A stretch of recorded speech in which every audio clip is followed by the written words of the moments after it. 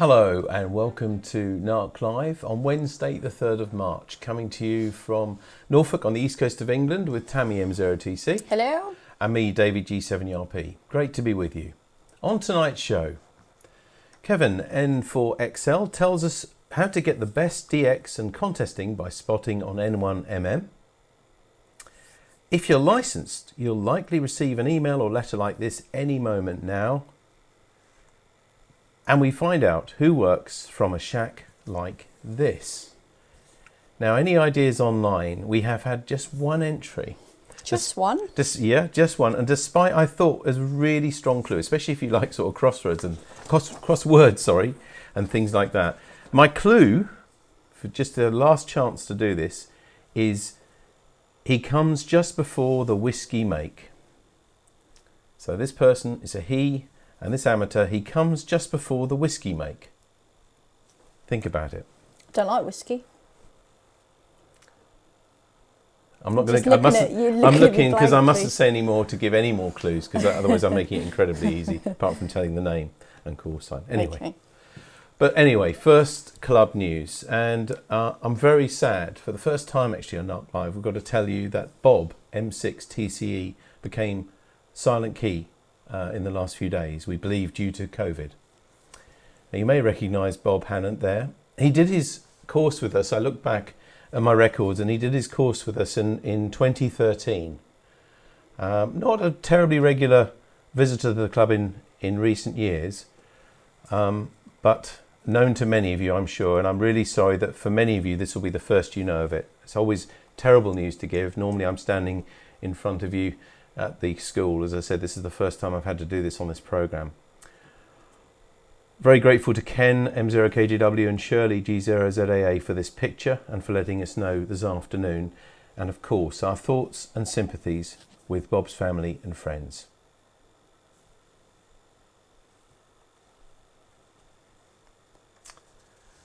Now, the other thing that we've just heard about this afternoon, and indeed you may well have had an email or a letter, something like this, from Ofcom, talking about something called ICN-IRP. Now, it may be that you've never heard of that before, and it's quite a complex subject, and if you go to one of the links that Ofcom have sent you, it's even more complex. It's actually something that we have mentioned before here, and in particular, the Radio Society of Great Britain have done a lot of work on, and we have mentioned the work that they've done before. I think, Tammy, we've got a web page actually just to show you the sort of thing that you can get off their website. Now, this isn't just for members. The RSGB have done a lot of work on it, but this is available to all radio amateurs. So the thing to tell you mainly about this letter, if you haven't had it yet, by the way, Tammy found one for her licence actually in the spam folder. So do look for this email. It's quite important because it talks about the way they're going to change a variation on your licence, and they're going to let us know by the 18th of May 2021. That letter also says that you have until 18th of April 2021 to make a representation to them if you feel that the proposal, for their proposal to vary your licence, you have any objections to it. Now that's obviously going to be a matter for you to do. You've got just over a month to do that. But the information that's linked from the Ofcom website is quite complex because it's designed for all radio users. Maybe I can just briefly, and because I've had no time to do this actually this afternoon, particularly because Tammy and I have been away actually to a funeral ourselves this afternoon in North Norfolk, so we had very little notice to do any real research. But just to let you all know what this is really all about, it's about radio interference, the interference that you could cause, and more importantly, not just interference, but danger to the public from radiating from antennas. Now, of course, all of us radio amateurs, we do, at least if we've got licensed and we have a transmitter, we are emitting radio waves.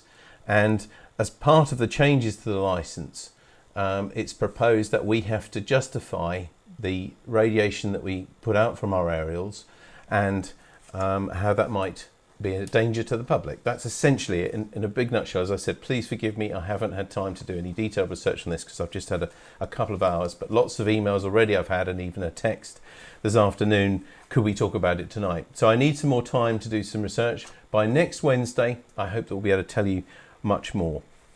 But meantime, if you want to know more, by the way, ICN-IRP stands for International Commission for Non-Ionizing Radiation Protection.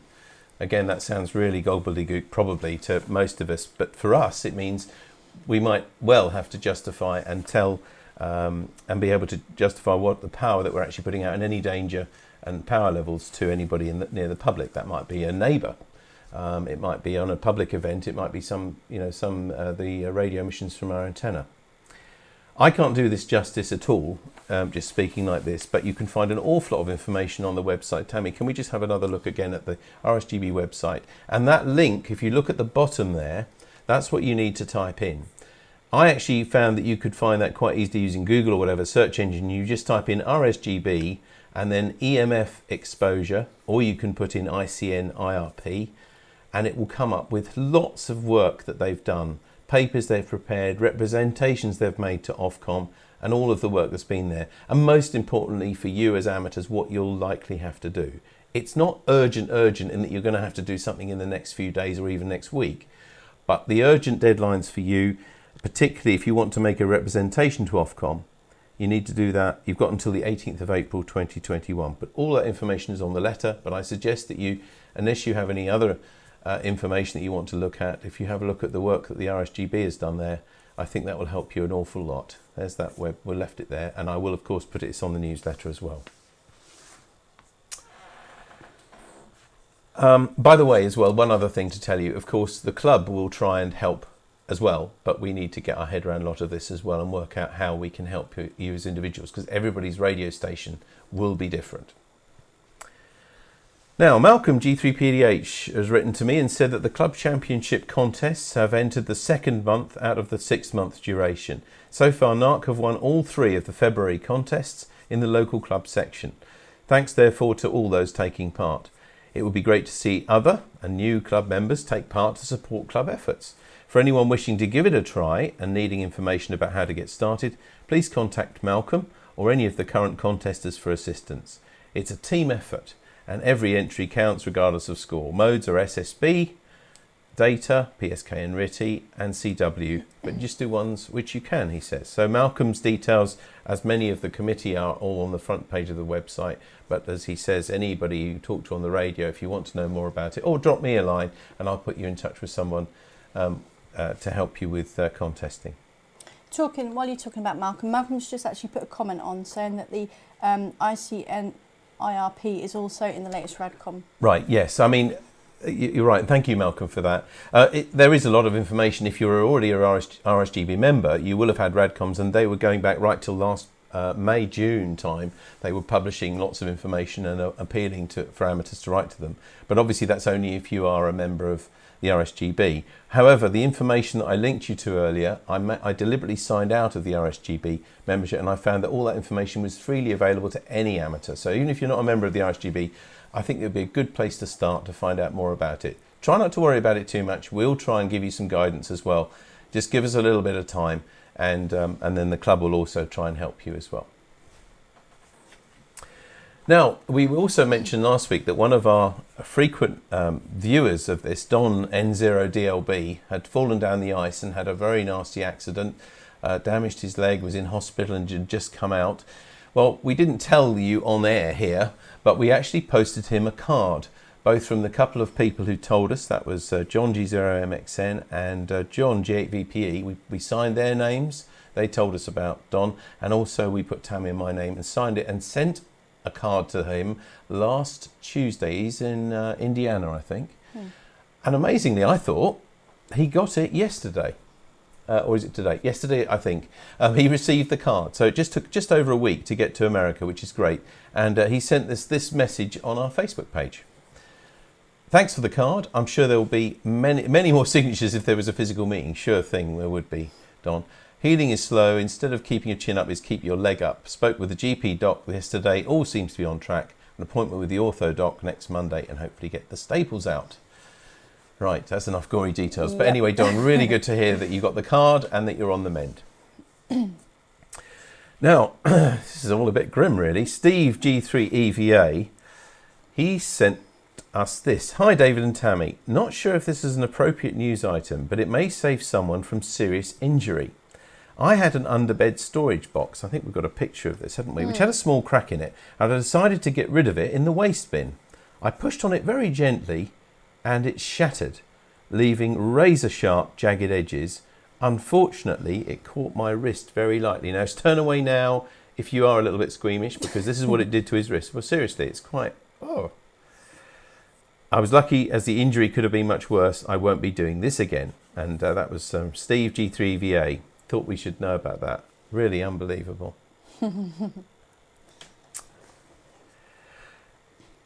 Okay, now John 2E0TWQ. Actually, I've got a bit of a... do you mind reading this, Tammy? I've got a bit of a frog in my throat. I'll just get a drink. Could you read this bit for You us? missed something on the script. Oh, did I? You're jumping ahead early. It's all right, don't worry. I'm sure you can handle it. I'm just going to have a drink. Sorry about this, everybody. Okay, John 2E0TWQ. Laments from the late, great Professor Stanley Unwin. Okay, here goes. I'd never heard of Stanley Unwin. Sorry about this. I'm so sorry. I'll be back in. Be all right in a minute. Heidi Fido, Sunny Glow, and the Permagold to you all. Much suffering of the knee clappers and scrapey huff after flopping down whilst in the garden. Deep joy in the vestibularus and dangerly most of the arm bulb.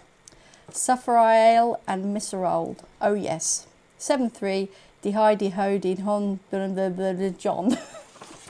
Thanks for Sorry that. about that. No, it's just I just had a frog in my throat. So. Well, you did so well on the Japanese a few weeks ago. I thought you'd like to try it. Thank you for that, John. Yes, thank you, John. Please don't send any more. No. And Paul G3VPT has sent us this message and this picture saying they are back. We'll now be digging up Elizabeth's plants she has just put in. You know, Elizabeth, the fictional Mannering character that we never see. Look at this. What are those what were those birds again, Tammy? Well, they're peacocks and peahens. Okay. Got visitors. Thank you very much for sending us that. And finally, from our news this week, and thanks for all of this. This really does make the programme for us. Graham, G8NWC, he watched last week's talk with Ian G4EVK, getting to know. And he says he dragged that old radio out of the shed from Douglas G3KPO. And here it is. It's from the 1930s. Wow, look at that. And it's actually, I asked him what it was, and it's a Philips 2534. Cool. Looks in good nick as well, doesn't it? It is. Yeah, I think Ian mentioned Douglas G3KPO last week, and I think this is what Graham dug out, because he realised he'd been given a radio as well for him. Wonderful stuff. Thanks again for all of your input. Tammy, time for Little People. I really haven't had a look at it this week. Sometimes I get a glimpse, but I haven't this week. So let's have a look at your Little People. Well, I was hungry when I picked the Little People this week, so there's food involved. So this is called peanut baths. I just thought it is nothing to do with anything technological, and I just thought that looks pretty cool. It's monkey nuts, and they're having baths. And what I'd like to know is what that dude in the middle's doing. Well, yeah. Well, I can see what he's doing, I think, but I'm wondering how they've made or simulated the water. Do you think that's something glue or something like that? A strand you of can glue? get this kind of resin stuff that you can form. Because it looks real, doesn't it? Yeah. It's filling up. I think it's to do with the texture that you make it. Right. Is sort of how you can make smashing, it look real. Tammy, thank you. As always, I always say at this time, because we use them and credit them, miniature-calendar.com, loads of pictures just like this. Thanks for that. I did see a message a minute ago, and I ought to respond to that. We can't respond to everything. It's great to see all of you corresponding to each other and saying hello and things like that. I did just see a message, though, from somebody. I can't remember who put Paul. it on. Oh, was it? Paul DVPD. He said, "Evening, all heard today that Barford is on this year. Is it true?" It's Barford Radio Rally. It's certainly not true, unless something's happened behind my back that I didn't know about it. And since I co-organised this with Mark G0GJ, there's certainly no decision at all being made about Barford, and that's the honest truth. I think we all agreed when we had a committee meeting a few weeks ago, we just needed to get some more of this lockdown releasing under our belts before we made any decisions at all. After all, we're talking about very early July, so it's only just after what might be the last sort of measures of release. So no decisions at all. We're going to need to leave it for some months, I think, before we make that final decision. So, but rest assured, of course, as the Norfolk Amateur Radio Club Radio Rally, annual Radio Rally, when we've made a decision either way, we will let you know, and you will be the first to know. That's all I can say on that, really. We've got a few other men. We want to read this as well. No, Greg, it's Stanley Unwin, although I think he was in a couple of Carry On films. I think they were commenting on my gobbledygook. Oh, right, okay. Yeah, so sorry about that, Tammy, that you ended up reading that. Anyway, what have you been doing? You can see we've had some sad news, but we've had some good news and some other fun news to share with you this week. So don't forget to let us know. Drop us an email to this address. If you can send us to this by 3 o'clock next Wednesday, radio@dcpmicro.com. It was only temporary this week that I asked you to let us know by Tuesday night because we had a commitment this afternoon. But radio@dcpmicro.com. Send us something by 3 o'clock next Wednesday, including the shack, which we'll show you in a moment as well, and it will get on the show hopefully, or in a show very soon afterwards. So, mentioned the shack. Shack 48, you told me earlier, didn't you? Shack 48. Is it Shack 48? What? Is this Shack 48 that we're going to look at now? Oh, sorry. I wondered what you were talking about. Yeah, Shack number 48. No, Shack number 48. It is Shack okay. number 48. So this is our competition that we run every week. It's one of our members' shacks, and this is what we asked you last week. Who works from a shack like this? Now look, the clue I gave was, have we had anybody ask that, Tammy? I don't think we have, actually. I'll just have a quick look The through. clue I gave was he comes just before the whiskey make. Oh, we have had one. Have we? Yes. We ought to read that out then. Yep. Okay. I'll just Firstly, I must read the one out that we had by email, and with the one we had by email was from Martin G3ZQU and says, I reckon it could belong to Victor G3JNB.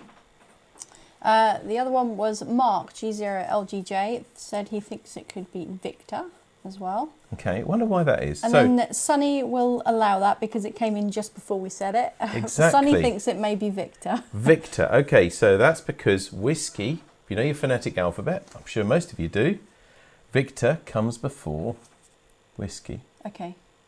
I'm not going to give it away here, am I? But I am just explaining what the clue was all about. I think firstly we ought to say whose shack it was. And the answer is... It was Victor. Victor G3JNB. But just to explain that clue, which I thought was giving it away almost, the other part of that clue was he comes just before the whiskey make. And as well as the whiskey, of course, the make of it would also be known as the brand.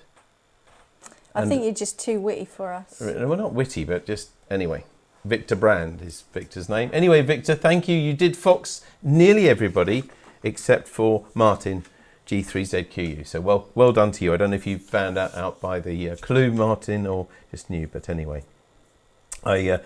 Victor, being a wordsmith and published many books and things over the years, in fact one which we still give to new amateurs now and again, he wrote this. This is the shack of our country member Victor G3JNB. Originally he joined NARC back in the days when we met at the Norwich Cattle Market, but in 1999 moved from low common Bunwell over to the medieval village of Campton just south of Bedford. He says that in Bunwell the QRN was absolutely zero, but thankfully he still enjoys relatively quiet conditions as the new QTH is surrounded by farmland. Licensed now for 70 years, Victor recently downsized to an all QRP station with his Yaesu FT818, LDG Z817 and MFJ 16010 tuners, plus the Wolf Wave audio processor. He has 4 aerials, a 10 metre SOTA pole vertical for 40 to 10 metres, old fishing rod verticals for 17 and 30 metres, and a 100-foot long wire for 160 and 80 metres. And he reports that it works like a treat. So thanks for that. And thanks for making my job easy as well there, Victor, for sending me that information about your shack. So, it's now time for the new shack. Who works from a shack like this? Any clues there? It's a bit different. One of our members, very well known. Hear him on the air quite a bit as well. Who works from a shack like this? I think, because I want some people to enter, and I know it's difficult if you have no idea. So look up for some clues there. There's a NARC cup there, look. There's a BHI box there, and this person won that in Radioactive 2019. So there we are. If you've got a good memory and can remember who that is, then you'll know there's a TR751E, which is for 2 meter SSB, and an MFJ 6 meter SSB, to point out a few. Okay. So there we are. We'll publish it also, of course, in our newsletter and on the website in the next couple of days. And you've got until 3 o'clock next Wednesday to tell us whose shack you think that was.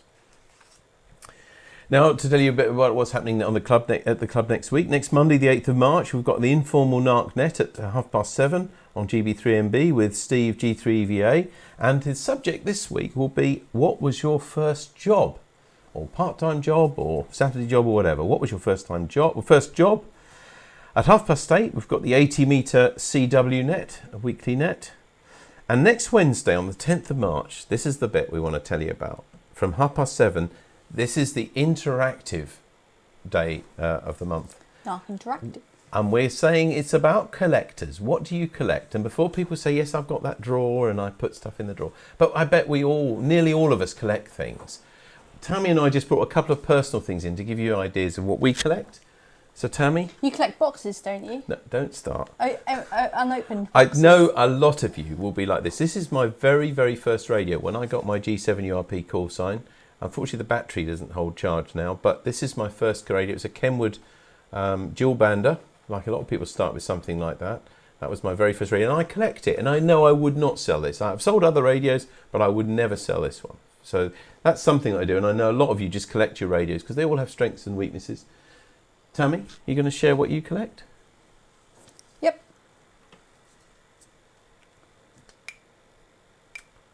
Plastic boxes? Yep.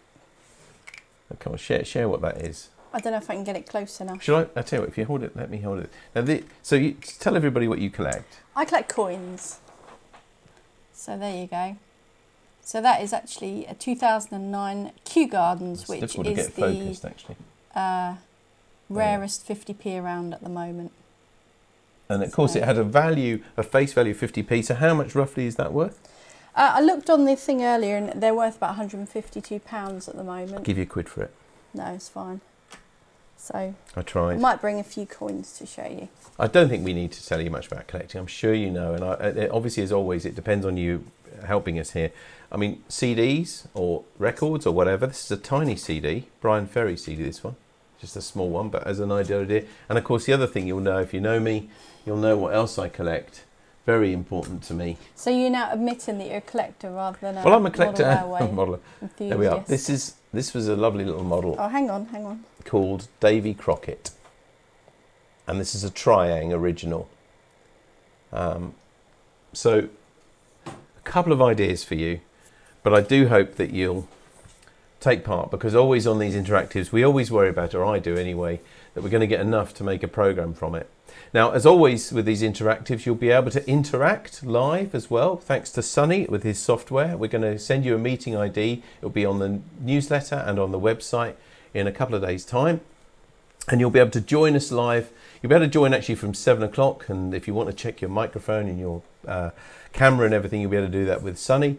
But hopefully you'll either send us pictures by email to that address. Have we got a caption, Andy, Tammy, please? So this is the address to send it to. This is an interactive. In other words, this is where we depend on you to send us pictures of things that you collect. Send us pictures, videos. If they're videos and you can't email them to us, talk to us, send us an email and we'll tell you how to get it to us safely. Or hopefully lots of you will join us live as well. There's got to be something that you collect that we can make fun with next week. The other thing I'd just like to quickly mention as well, Tammy, is we're going to talk about what we're going to do in next month's interactive.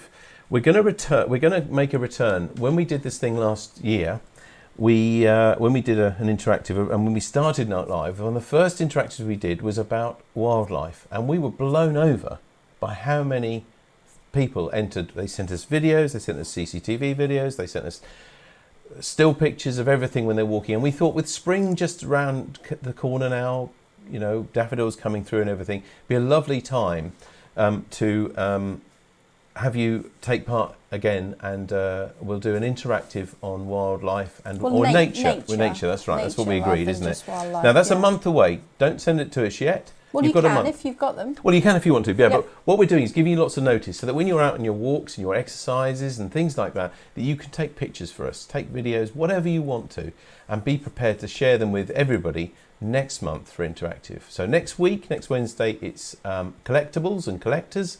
But next month, we'll be doing something on nature as well. Hopefully, you'll help us with that. I think we're there, almost. Just to let you know, remind you about this card. We sent 2 of these, and we sent one last week to Don, as we told you. This card is the NARC card. We send this to anybody that you think could be cheered by a card from your club. So just drop us an email to the usual address with the details, name and address, and we'll send that card to them as well. Anybody who just be cheered by a card. That's it for all those notices. Thanks ever so much for all the input for that. I know we've kept our guests waiting quite some time now. But in this area of challenging radio propagation, the internet can really help us, show us where we might be able to get the maximum contest points or make rare DX. Tonight we're going to find out how we can use the popular N1MM logging software for spotting these contacts. And to tell us all about it, we're going to welcome back someone who we saw just in January, Kevin N4XL. He's coming to us live from South Carolina. So Kevin, thanks for staying with us, and I'm sorry that we've taken so long to get to you. Well, I'm very glad to be back. And before we get started, I'd like to give you and Tammy my personal condolences, as well as the club, for the loss of your member. It's never a good time. I'm sure we've all been through similar situations. I'd also like to take a second before I get into the presentation and mention about the Ofcom RF exposure. I have no clue. The first I heard of it was talking with you, David, just before we started. But here in the States, we've been living with FCC rules concerning RF exposure for, 20 to 30 years. And we have not had major impact because of that. You may well find that it's not a major imposition.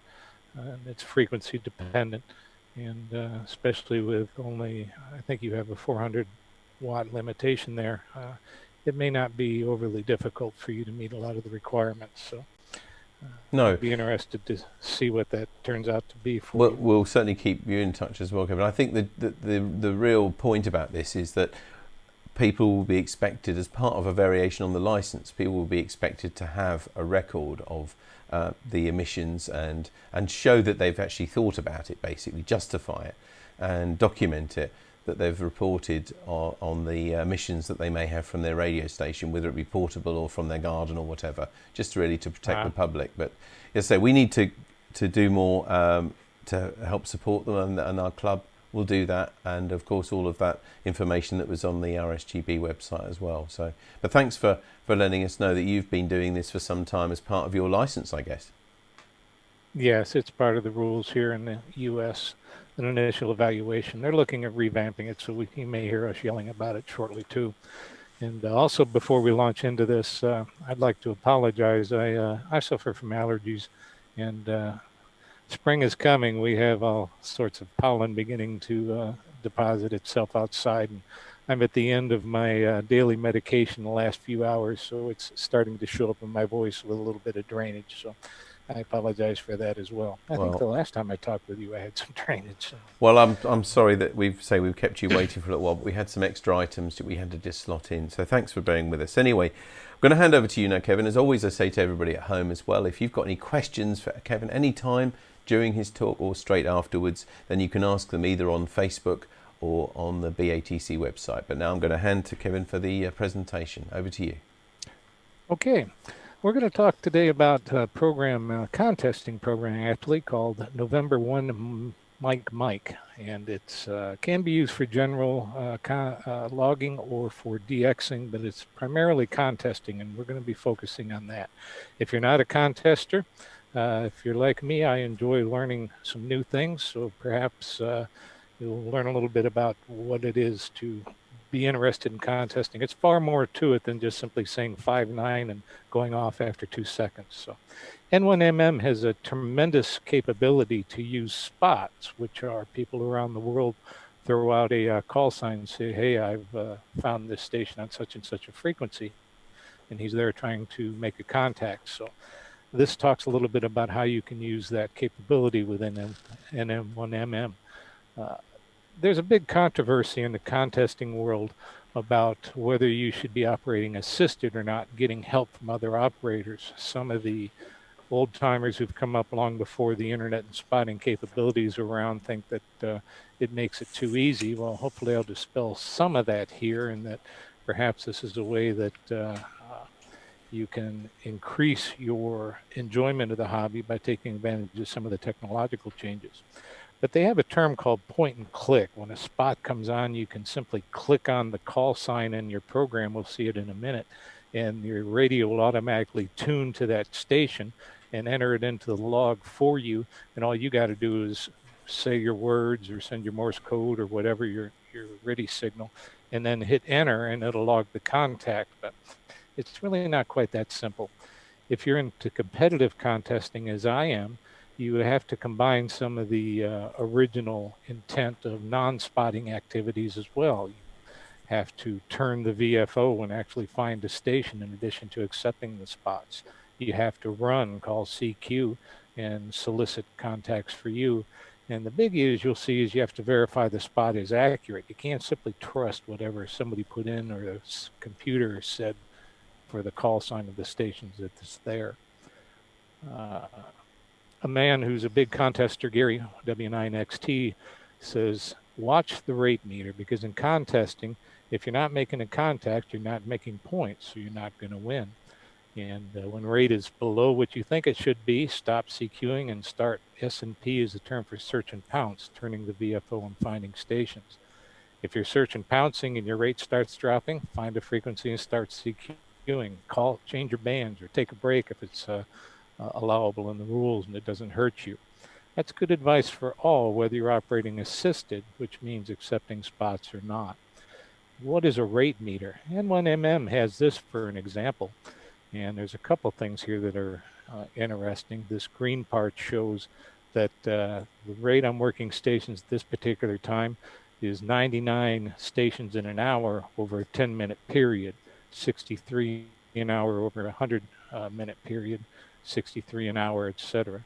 And there's other information in here as well. And they also have a graphical interface over here which shows you the rate of change in a graphical format, so you can tell whether you're increasing your rate or decreasing your rate, even within those breakdowns that we talked about on the left side.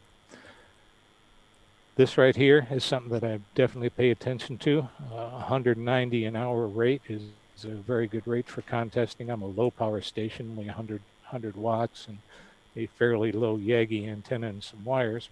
I do well there. But it also makes sense to take a look at what's going on the right-hand side. And most people, traditional contesters, say if you're not running or calling CQ, you're losing. But in this particular case, I was actually getting an increased rate using the spotting capability features of N1MM, a much higher rate when I was doing search and pounce than I was CQ running. And this talk is basically to show you some of the things that I use within N1MM to allow that to happen. Desktops these days can be very cluttered. This is what mine basically looks like, and we're going to talk about each one of these windows as we go through here and which parts they do. There's a book out called Radio Sport concerning a WRTC championship, and it's put out by a man named called W3BB, I think he was. And he talks about the modern station being like the cockpit of an airliner. And if you start seeing all these screens, you can kind of get a feel for what he meant by that. First thing to talk about is where spots come in. N1MM has something called a band map, which is on the right side here. And each one of these call signs that's in that band map were something that either a person put in, or they have what's called skimmers. It monitors the airwaves, CW, RIDI, and pulls the call signs out and then feeds them so that people like me can pull them out on the other side. They're color-coded. Red are multipliers. The blue in this case was a station I haven't worked, but he's not a multiplier. And the gray is somebody I've always worked, so I don't get any credit for working him again. That's what a band map is in N1MM.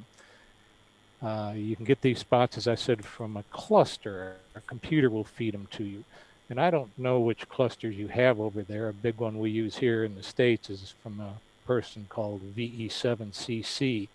And he scans all these frequencies and spits out these call signs. And if there's also computers around the world, I think they're up to several dozen stations which monitor Morse code contests, CW contests, and they feed them through a system called the reverse beacon network.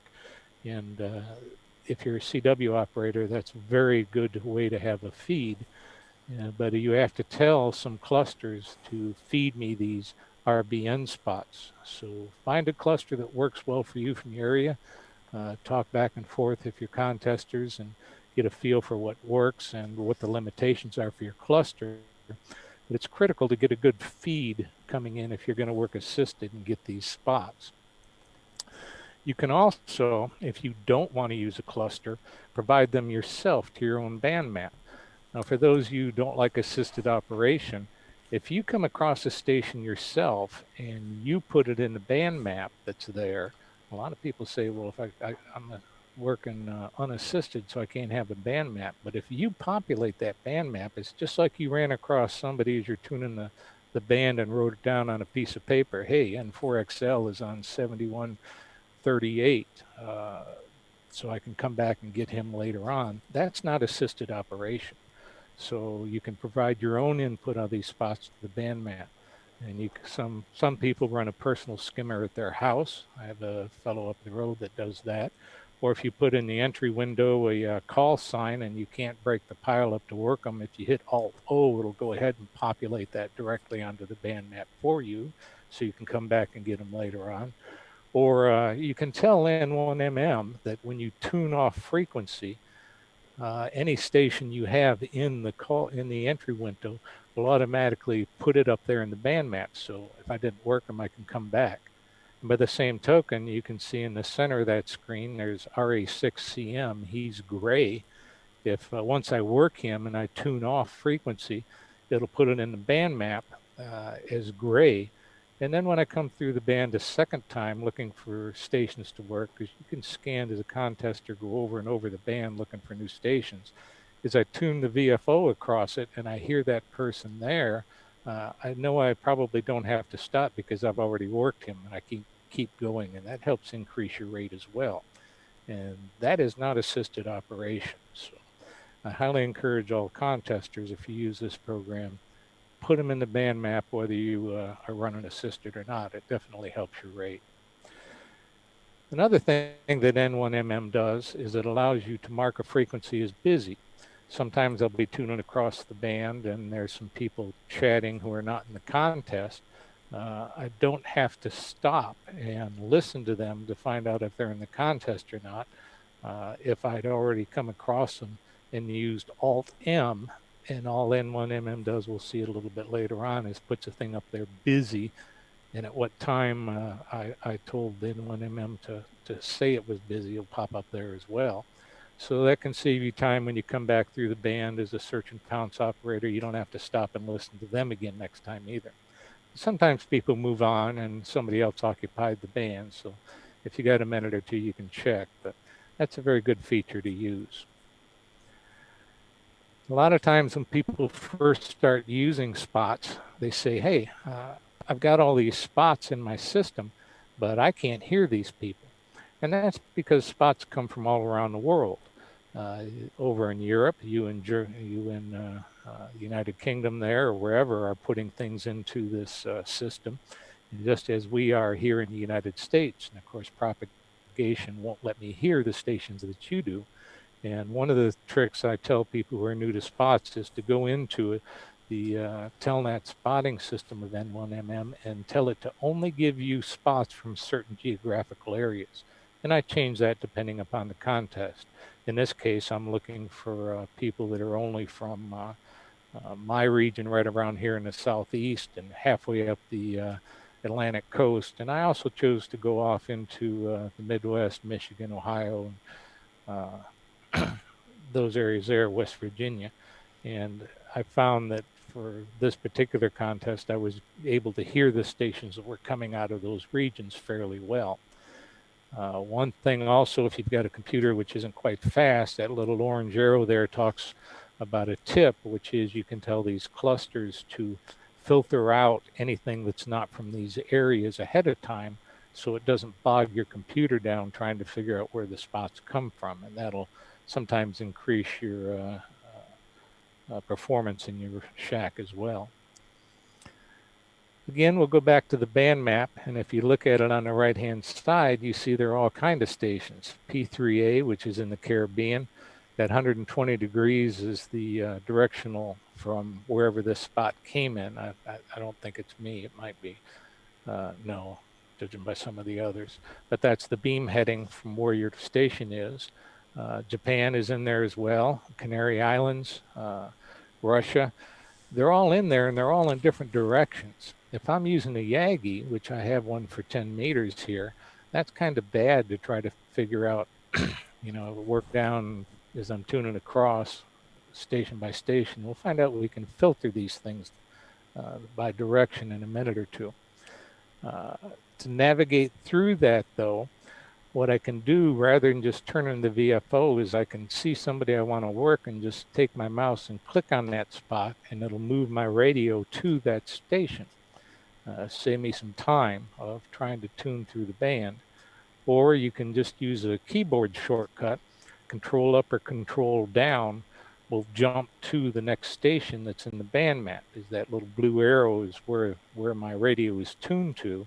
If I were to hit control down and I was in a contest, the radio would automatically jump to that A61AJ station.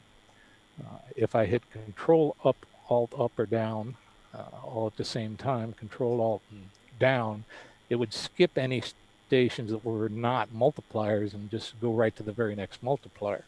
And I do that sometimes as a contester. I'll make a pass through the band trying to only work the multipliers first, and then go back and pick up the rest of the stations later on that are not multipliers for me.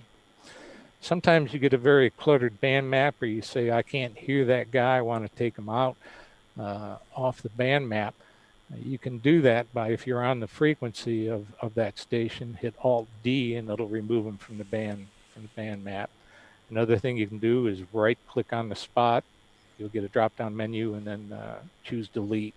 Or what I normally use is I'll move my mouse onto a station and I'll just push that center mouse button down if you have a mouse that does that, and it'll delete it just by pushing the little wheel down on the center of my mouse and make him go away. I mentioned earlier that a lot of people think you just point and click and it's like shooting fish in a barrel type of deal, but here are some feeds from some skimmers that go in there. And let's take a look at the top one. Who's really on 7036? Is it RU1A? Is it RA1A? Is it RM1A? If you just click on a spot and accept whatever is there, you may or may not have worked the correct station, because obviously there's 3 different ones. And there are penalties when you're contesting if you log the wrong station. Not only do you lose that contact, you lose points because you logged an incorrect, invalid contact. And if you also look at that top one with the Russian station there, off to the right, it tells you where the spot came from. And KM3T is running 2 skimmers. That's why he's listed twice, one of them with a -2. And each one of his skimmers is decoding the call sign differently, which tells you right there you can't trust a skimmer spot, or sometimes people just copy it all wrong themselves or enter it wrong when they type it in. And you go down below to 7038 on that particular chart. Well, who's there? A lot of times when I started out using spots, I would see that green W7RH, and by default, green means it's a double multiple. And wow, those are good to get. I'd click on it right away and think, hey, I'm getting a double multiple. Well, it might be the German station DL1T instead. You have to listen to what's going on. Don't ever trust spots. Always take the time to hear who's in there. Another thing that happens a lot is K3LR. Those of you who are CW operators, you know that the last character R, the last Morse thing that's sent, is a DIT. Well, a DIT is an E. And what happens sometimes when a skimmer decodes things is it hears that last dit of the R and it thinks that's the beginning of the call sign. And one of the more common busted spots that are out there is instead of K3LR, it'll spot EK3LR. And you think you're getting this rare multiple, but it's a fairly common superstation K3LR. So you can tell the N1MM, or these commonly busted spots, that it's a bad packet spot call. And here is a listing of ones that I normally use. EK3LR, of course, is at the top. GJ2T, I don't know if there is actually one over there in your neck of the woods, but in many contests, that's what pops up, but it's actually PJ2T, which is fairly common to us here in the States, we're being down in the Caribbean. And you get the examples of that. Down at the bottom, a lot of people are really excited because they work North Korea, P5, but that was actually Papa Yankee 5, November Yankee, or Papa Yankee 5 Alpha X-ray instead. So because those kept popping up over and over and over and annoying me, and they weren't valid calls, I threw them in this list. And you can go back and take them out later on if you want to. One of the things that people think of on the spots is that band map window. But this is one of the best tools that N1MM has. It's called the Molten Q window. Excuse me. And there are a few things here that comes into play. This says mults only right up here at this point. If you clicked on it, it'll allow down here to show both mults and stations you can work that are not multiples. You also will take a look at this in a minute, can choose which bands and modes are there. This tells you what the call signs are, what their frequency actually is, how strong the signal is at the spotted station, and who spotted them. So if somebody's spotting, in this case, France, I probably wouldn't think that I'd be able to copy YO4SI necessarily. So I know that that's not a valid spot. And this right here in the center is an interesting thing too. It tells you how many mults are on what band, how many new stations are there that you haven't worked, and it highlights the maximum number, which is the highest value in red, and what the total number of queues are, stations are on that particular band. And you can use this trying to make decisions on when to change bands to maximize your rate. In this case, if this was like, say, in the middle of the day and 20 meters was beginning to fade out, I could go ahead and think that, well, 80 and 40 are starting to pick up, and those two mults are probably going to be there. Maybe I ought to go down here to 15 and pick up that mult before 15 goes completely away. Or maybe I ought to stay on 20 and try to work these 25 stations down before moving to 40 and 80. Or like me, if you've got a weaker station, okay, 80 and 40 are coming in. It could be the super stations here and them, but there's not much activity up on those bands right now. Why don't I take a quick look up there and see if I can work them before the majority of people go up there and the band gets really crowded. So you can use that to make your decisions as a contester whether to do a band change or not. This molten Q window, this is how most people use it. They want to have a new spot pop up right away so they can jump on it before a pileup comes in. That's the first thing that somebody taught me about it, was you can sort it by time and then work the new stations as they pop up. That was useful, but I rarely use it that way anymore.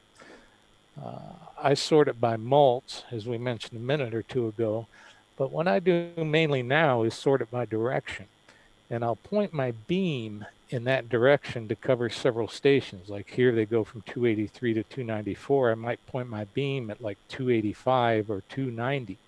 And then I will just use those keyboard shortcuts and jump down this list. There's keyboard shortcuts. Let me see.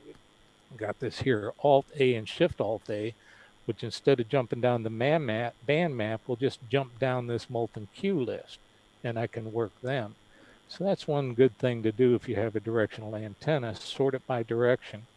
And then after I get down here a ways and I start getting out of the main lobe of my Yagi, I'll turn my Yagi a little bit more and then continue on down the list. So I found that to be very effective. In addition to that, I've got a tri-bander, and I haven't heard of a lot of people doing this, but the tri-bander is essentially an automatically switching antenna, so I can set up this available molten Q window to show me stations from all 3 bands. Then I can sort it by direction and just go down that list. And my radio, if you looked at analyzing my log, will go like maybe 2 contacts on 20 meters, followed by 1 on 10, followed by 1 on 15. Just jump down that list and work the different stations. So that has worked out very well for me too. I'm now doing a single operator 2 radio station, but I have automatic switching capability for the band pass filters and everything else. And it all handles itself well within less than a second as I jump from place to place doing that. That doesn't do you well if you're doing omnidirectional antennas like verticals or whatnot, but it can help if you have beverages or, like I do, K9AY loops to try and pick up stations that you may be able to hear in a certain direction. So I use it for that as well. I also mentioned that the molten Q window has a filter capability to it. I keep it open on a regular basis because of my single operator 2 radio operation. I can switch back and forth and control what spots are in that window. That way I don't put spots up there that are on my run radio of say 20 meters. And when I jump from spot to spot using my second radio, or if you're doing single operator 2 VFO operation, from there it doesn't interfere and make my primary radio jump off its frequency. So if you're into that type of thing, that's a good thing to have open. And you can also screw up if you're not getting spots. I've done this many times, finished a contest up in CW, and then like this weekend, the RLDX contest is coming up. If I don't remember and change that to phone, I won't get any spots at all. I've done that more than once. Where are all the spots? A lot of the newer radios have these band scopes, and people like them. But N1MM has integrated all these spots with their band scope. So it's kind of interesting to play with this a little bit. It puts the stations up there. This next scene I'm going to show is all the spots. This thing can become very crowded from an actual contest. They have since modified this. The gray ones are stations I can't work, and they've gotten rid of them, so it's less cluttered these days. And a lot of people prefer a vertical band scope with the call signs going out to the right. But I do this because I really don't much look at this band scope. I use the features that are in it. And one of the things I want to talk to you about on those features is this little blue line that's right here. You can make this go up and down, and what that represents is a threshold of setting. I only want to be able to work stations that are above this particular signal strength. And if the stations are above that signal strength, it'll put a little red dot down there at the bottom. And that way you can control whether or not the spots that are there are stations you can work or not. Another interesting thing about this band scope is these red dots, even if they're a strong signal, don't necessarily pop up if you've worked that station already, if it's a duplicate. So the only time these red dots pop up is if it's not a duplicate and the signal strength is above that blue line. And of course, there are shortcuts you can do. In this case, if the band scope's open, shift up and down, and it'll just jump from red dot to red dot so that you got a chance to hear those stations and workstations that you haven't worked before. The advantage to this is not only does it integrate with the band spots that are, or the band map, and remove duplicates, but it also, stations that have not been spotted yet that you can hear at your own station will pop up here as well. Another thing I'll mention, it took me a little bit to learn this, is you can see there's, in this case, 2 tones, a dark blue and a light blue. I've put this decay speed for the signal to slow. And what this means, a light blue, is the guys stopped transmitting and it's taking a while for the little thing to fade down to nothing here, as opposed to this guy is actually transmitting with the dark blue.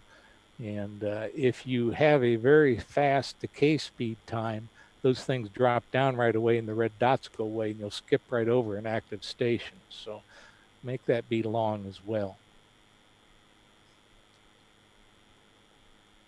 Now, you can use this even if you're unassisted by populating things in your own band map, or again, just bringing this band scope up and jumping from station to station, even though you're unassisted as well. The same principle applies. So a very good thing to have.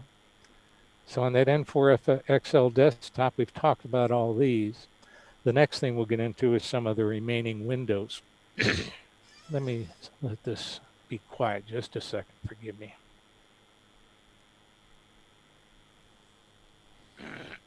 Just an opportunity while Kevin's just having a well-earned drink, that you can ask questions at any time. This is quite a complex subject. You may already know N1MM, but possibly never used it for spotting. So if you have got any questions at any time during his talk, not just right at the end, then don't be afraid to ask them on BATC or on Facebook. Anyway, hopefully you've had a bit of refreshment, Kevin, and back to you. Thank you. It is specific to contesting. I understand that. Roger thought perhaps there might be some interested. I mentioned earlier about putting busy in. That's what this particular thing here shows. Let me get my pointer back here again. Shows busy at a certain time. So when I'm tuning the band, this will show my frequency going up and down that little blue dot, and I know I can just skip right over him as well. There's also a N1MM has a capability of a call history file, and I had debated on this as a contester, the ethicalness of it or not, but it pulls out, people enter their past logs of who they worked and what their exchange information was before, and puts it in the call history file. And when you get a spot, N1MM will check whatever you enter into the entry window here, whether you've worked them before or are they in this call history file. In this case, W9XX has been in contest before, and I know that because that little check mark appeared right there. So I've got a pretty good indication that W9XS might be a valid call sign, and that some skimmer didn't necessarily break bust the call. So that's a good thing to start looking at. Here's an example, W9ZN, where it did not find a match. He's over here in this band map. And when I put him in this window over here, it didn't find a match. They'll put a question mark in there. And then what it does is it also, if you have this thing open up here, this window, it says, here are some other possible matches for it. And this is a little blurry, but I'll blow it up. It could be, instead of N9ZN, it might be W9NZ. And in fact, in this part of the window over here, I actually worked in a W9NZ earlier on in the contest. That's why he's in this part of this window. So that's probably who it is, not W9ZN. Or if there's one letter off, it could be any one of these who've appeared in other earlier contests as well. And that can help you kind of, if you're having trouble copying his call, make a good guess as to what his call might be. You still got to hear him, but that might be a good way to start at trying to figure if it's one of them. I wrestled with that, of whether that's borderline cheating or not, but my competition is doing it. And if I want to be competitive, I'm at a disadvantage if I don't start using that too. So I finally broke down and started using it. And it has been beneficial and helped me get the call much sooner now that I use it. I also, this isn't dealing with N1MM directly, but all these Alt M's and Alt Control M's and things with your keyboard over a 40-hour period in a major contest. I'm getting old and a little bit arthritis in my hands. It makes it hard for my fingers to work, so I bought myself a gaming keyboard. And over here on the right, I prefer, because my left hand's right there and I sometimes use my right on the mouse, I prefer having my keys off to the left, and I put them in a couple different groups so that I don't hit the wrong key. Sometimes these are all one right after the other, but by having them separated in groups, I don't hit the wrong macro key button. Just by hitting this one key, I do that combination and will jump up and down in the multi-cue window or jump up and down in the band scope. And you can program these things however you want. I also, being a single operator 2 radio person, use 2 identical keyboards that are all mapped the same way, so there's no confusion. And I dedicate one keyboard to each radio. So as I switch back and forth, my muscle memory is always the same as to when I want something to happen. I push the same key on the keyboard, and that has helped out quite a bit. These things are easy to program or change on the fly. This is a picture of the software that brings it up, and up here, for example, I had a profile created for the South Carolina QSO party, which was for last weekend. This is not associated with that, but you can have different profiles for your contests. And it has 3 memory banks, so you can shift back and forth as well, so you don't have to reprogram everything over and over and over. Very useful device to have. General spotting information. If you are doing assisted and using spots, don't forget to turn the VFO. It's the best way to beat a pileup, being there before he's actually spotted and everybody else and their brother shows up as well. Despite running assisted, every time I turn a VFO, almost every time I end up with a new station being found that hasn't been spotted and hit the skimmers yet. So don't forget to turn that VFO. And what I do is I make 1 or 2 passes through the band using those spots in the mult and queue window with just mults only. Then I open it up to all the stations that are there. Then I'll go through it using the band scope, and then I'll go through tuning just the VFO, and then I'll repeat the process over and over. If running and your rate drops, this is interesting. I mentioned earlier about the setting it up so you only get spots from your geographical area, the ones you can hear.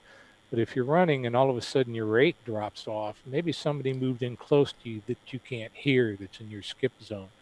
If you open up that filter spot, you may see somebody spotted a strong station on or right near you.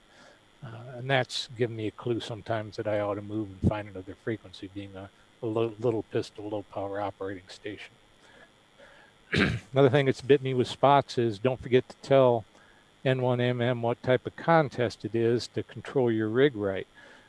Sometimes if you have it set up to change its operating mode based on the band plan for sideband or CW, or for with digital modes, you'll think you're doing a CW contest, you move into the digital part of the band plan, and radio will change modes on you automatically. So that's caught me once or twice from that part of it. And another thing that's bit me once or twice is I've clicked on a spot and it's automatically set my radio into split mode, and I wasn't aware of that, and I've ended up transmitting out of band. So I've gotten real used to looking when I click on a spot that is somewhere, whether it put me into split mode or not. Whether you are or not assisted, it's always a good thing to create some goodwill and spot some people. The runners, that sends a bunch of people their way, sometimes more than they want, but it'll send people to them to work. Alt-P if you're N1MM there, and enter a call sign in. Yeah, after you work them, go ahead and hit Alt-P, and it'll throw it up onto the Telnet spotting network if you're there. And spotting someone does not make you assisted, although it could be construed that way if there were some questions to come out. But go ahead and spot people if you can. And I'll end up this talk with something about contesting in general, that 2 quotes that have helped me out considerably in my attitude towards contesting. And that's from a National Contest Journal profile of station N6RO. The best of the best gain their winning edge practicing the basics over and over in numerous forgettable events, often using inadequate radios and second-rate antennas. Discovering how to overcome such obstacles are lessons never forgotten. You DXers who try to bust DX pile-ups have all learned your tricks and things about how to bust a pile-up. I have been a contester as well, too. And if you have a low antenna, it's always satisfying to learn how you can use pile-up timing to get through, or maybe going a little bit off frequency and things. And those things have to become second nature to you to be a successful contester. You don't have time to think about them, you just do them. And the other quote was from a station called KR0Y. With experience comes knowledge and cunning. I can't stand here and tell you the secrets, as many of them are second nature to me now. That's the key to winning at contesting, is making everything so common to you that you don't have to think about it. It just happens. And I use the example of people driving a car. When you're driving a car down the road, do you think about the mechanics of how you turn left or right? No, you just do it. It's something you're used to. Walking up to a door in the house, you just reach out automatically and open the door. You don't have to think about it. That's how you should be as a contester. So that's pretty much it. I thank you for the time.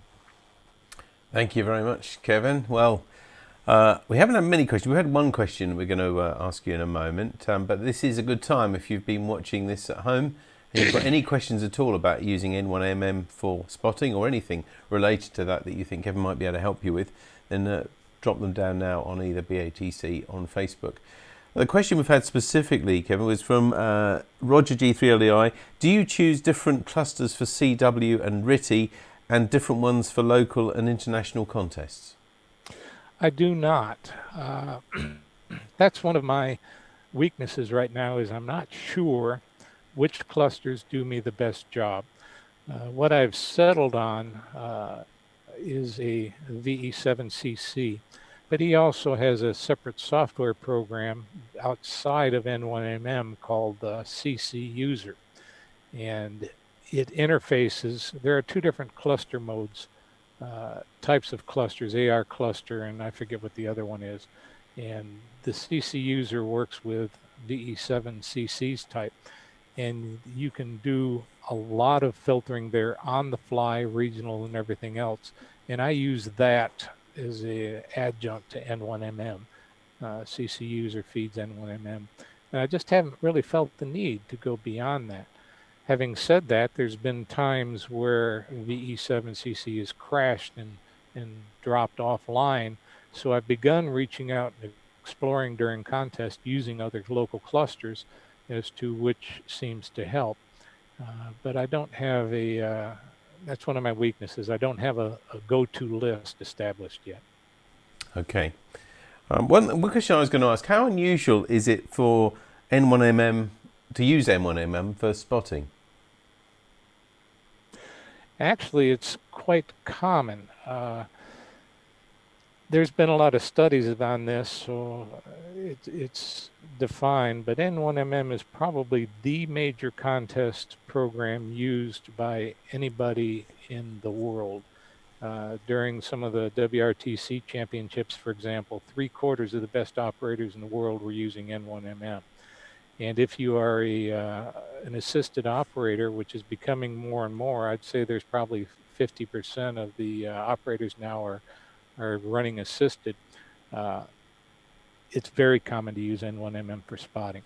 In fact, CQ, I think it was the worldwide, just said they're making no differentiation anymore in contests going forward between spotting and not spotting. You hear a lot of discussion. This goes beyond that question. You give me a minute or two.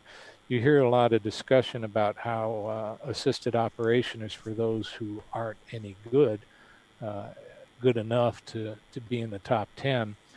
But I think you'll find, and you're starting to see more and more, that if you use these techniques that I just pointed out, and you're already a good running station, this can really help out your score tremendously. So as more and more of the top-notch operators who don't want to work assisted move, I think you're going to start seeing the contest records start being eclipsed by the comment as they learn these techniques too. Okay, thank you. And Roger's actually come back and said, I've just invoked that here too, using 4 different clusters, feeding N1MM and that feeding my flex. Another question, again on BATC, from Malcolm G3PDH. Why does N1MM suggest not to use the RBN when invoking Telnet? The reason for that is because of loading on the RBN network. Pete Smith, N4ZR, was a major developer of the reverse beacon network. And what they're finding is, and I used to do this personally, log directly into the RBN, it bogs down when thousands of people around the world try to log into the RBN servers and get a feed. The same information is provided to some of these other clusters like VE7CC and the others. So rather than taking up the bandwidth of the RBN network servers themselves and acting just like a denial of service internet attack on their servers, distribute the queries that are going to the RBN system through the other clusters that are out there. Okay, thank you. Ray G3XLG says, good evening all. Kevin, do you use skimmers as well as clusters? I do not personally. I operate Kenwood TS590 radios, which do not have a built-in band scope capability like the Flexes and others do. I've since added them, and that's the images that you saw on the screen. But I'm just beginning to branch out into adding SDR radios and considering setting up my own skimmer. A friend of mine living just up the road, N4IQ, has basically the same, coincidentally, we didn't plan it together, the same setup of a TS590S and a 590SG, and he does operate his own skimmer. So I'm feeling encouraged since he's doing it. But no, I do not personally do it. Okay, thank you. Chris, I'm sorry, just flicked out of the way then. Oops. Chris Danby asks, I use GB7RDX and VE7CC to feed spots into N1MM logger. You then don't usually miss much, he says, or RBN into another feed, he says. Absolutely. That's why the RBN network says, please don't log into us, use the other. It's the same data. It was interesting as well, I thought, that you use a gaming keyboard for this, and I guess it's because it's so programmable. Absolutely, that's why I do it. The macros that are in N1MM, you just hit a function key you can get from a regular keyboard to send like your call or your contest exchange. But I want to do more, again, because my hands can't handle it, and those macro keys on the side of a gaming keyboard allow that. There are other add-on devices that you can do as well. Let me take one other instance here. QSO Today had a very interesting podcast that I ran across a couple years back. I'm sorry I can't tell you which one, but there was a gentleman who does not day trading, but he trades on the international financial markets and has many screens open during his day job. And his son is into gaming, and he has started researching and learns, and this is how I think of contesting. Contesting is really a real-time, online, similar to an online because it's on air, game. And the rules are constantly changing as the propagation changes around the world and the sunspots pop up. It's not fair because somebody may have more local RFI or QRM than other stations. Their propagation may not be there, and it's constantly changing, and you have to adapt. It's very enjoyable. And this podcast talked about how he learned from his son and began studying gaming theory and the development of contesting, how they're very close and interrelated. So it's not surprising to me that a gaming keyboard works out well too. Very good. And Ray G3XLG comes back with something else and says, Kevin said he uses SO2R. Any tips of how to get into it slowly? He says, gradually, I guess he means. Man, that's worthy of a whole nother subject, a whole nother presentation. I won't march down that road. What I will say is my introduction to it came from when I was using an FT1000MP that had two receivers that would receive at the same time, although when you transmitted on one, the other VFO would blank out. And my introduction came as I started trying to find stations to work while I was waiting for an answer to a CQ on the other VFO. And from there, my next introduction was I went to the Superstation NQ4I and was part of their team member and began as a mult operator from Jim, BE7ZO, who won the 2006 WRTC, trying to interleave queues in with him being a run operator. And that timing sequence helped out tremendously. So what I can basically suggest to you is to go online, begin studying how people are doing it, and pay particular attention to, I think it's Jose CT1BOH's explanation of how to interleave queues, and then get into a contest. Don't try to be competitive. Just try to figure out how it can make it work for you.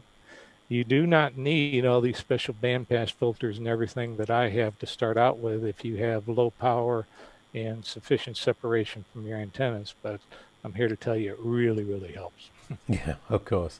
I think the final question tonight to you comes from Roger G3LDI again. Are the keys on the gaming keyboard separated slightly more than a normal keyboard? Because he says he sometimes hits 2 keys at once and sometimes gets a serial number like 335 instead of 35 in his log. I think the answer to that is no. That's something you just kind of got to get used to. If you get yourself a keyboard that's too small, that tends to happen more often than not. I hear a lot of people saying they want small keyboards because of their desk, but I personally get a very large keyboard to prevent the type of thing that he's talking about. Okay, well that's really helpful as well. I know we've got a few gamers amongst us, Sonny and people like that at club, so maybe they can share some knowledge with Roger to maybe get a bigger keyboard. But that's it from questions tonight, and that's it for the talk, I guess. So thank you ever so much, Kevin, again for joining us. Kevin N4XL, you're from South Carolina, I think. Yes. And thank you. Spring is coming for you, you said? Yeah, spring is here. Before the presentation this morning, my wife and I went to a local store and picked up a bunch of potting soil and plants, and guess what I'm going to be doing tomorrow? I think that sounds wonderful. Well, we're just starting to unlock in the UK very soon anyway, towards the end of this month. So we'll be doing that again. But once again, Kevin, thank you very much indeed for joining us tonight and for your talk. Thank you again. Thank you. And that's about it. Coming up from NARC Live. Just as I said to you earlier regarding the RSGB help that they can give you on that Ofcom email. If you haven't got it yet, I'm sure you're going to get it very, very soon. I also just want to remind you as well, by the way, that if you haven't done it recently, don't forget that you have to validate your license every 5 years. But it doesn't matter how often you do it, as long as it's at least once every 5 years. So if you haven't had that letter or email, and especially if you've moved or changed email addresses or anything, this would be a great time to remember to go onto the Ofcom website and revalidate your license. It's something that the club does remind you of occasionally, but you really need to do that. It's a license for life, but you do have to validate every 5 years or so. Anyway, but the one thing that I just wanted to tell you, I have been in touch with a colleague at the RSGB, and she's told me that they've got a talk coming up on EMF fairly soon with the RSGB EMC chair, John Rogers, M0JAV. So look out for details of that fairly shortly. But that's almost it. The other thing to remind you about as well is that our AGM is coming up on the 14th of April. It's some time away. But of course on that we'll also be able to discuss and share with you more ideas about other activities that we might be able to run as a club later on. That's a good 5 or 6 weeks away yet, but that's the AGM on the 14th of April. I'll be writing to everybody soon about that and the sort of thing we'll be covering in that. That's almost it though, apart from to tell you that, remind you again that next week on Monday the 8th of March, we've got our informal NARCnet at 7:30 on GB3MB with host Steve G3VA with the subject, what was your first job? At 8:30 with 80-meter CWNet. And next Wednesday, the 10th of March, is NARC Live Interactive. What do you collect? Start thinking, start getting the pictures and things together, and we look forward to hearing from you. And don't forget to send us all your stories and pictures and your news as well to this address, radio@dcpmicro.com. But I think that's just about it from us, isn't it? Our website, oh yes, I can see you've got our website up there, Tammy, so let's remind everybody of that as well in case you've joined us for the first time tonight. NorfolkAmateurRadio.org will tell you more about the club, and we'll be publishing lots more information as well in the next few days about our programme and other things as well. But that is about it from Tammy and me, so until next week, from Tammy, M0TC. Goodbye. And from me, David G7URP, look after yourselves, take care, and don't forget to get on the air to care. Bye-bye.